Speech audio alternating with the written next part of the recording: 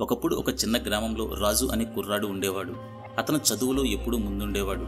కానీ అతని ఆర్థిక పరిస్థితులు సరిగ్గా లేకపోవడం వల్ల తన చదువుపై పూర్తిగా దృష్టి పెట్టలేకపోయేవాడు. కష్టపడి పనిచేసి వచ్చిన డబ్బులతో ఫీజులు కట్టి అతను చదువుకోసాగాడు. గ్రామంలోని వారందరికీ రాజుపై నమ్మకం ఉండేది. ఒకరోజు అతను బాగా చదివి ఊరికి మంచి పేరు తెస్తాడని అందరూ అనుకున్నారు. అయితే ఒకరోజు పరీక్ష ఫలితాలు వచ్చినప్పుడు రాజు ఫెయిల్ అయ్యాడు. ఈ విషయం గ్రామస్తులందరినీ నిరాశపరిచింది. కొంతమంది అయితే అతన్ని గేలి చేయడం మొదలుపెట్టారు. ఈ పరిస్థితి రాజుకు చాలా బాధ కలిగించింది. బాధతో రాజు ఈ విషయం తన తండ్రితో చెప్పాడు.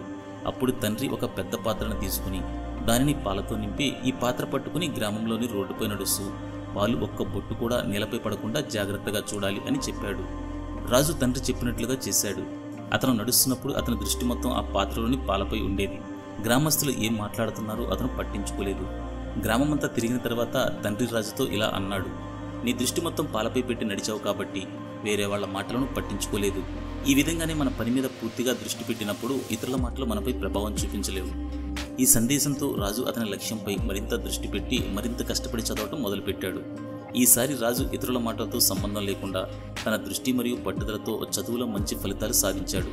చివరికి అతను గ్రామానికి నిజంగా మంచి పేరు తెచ్చాడు.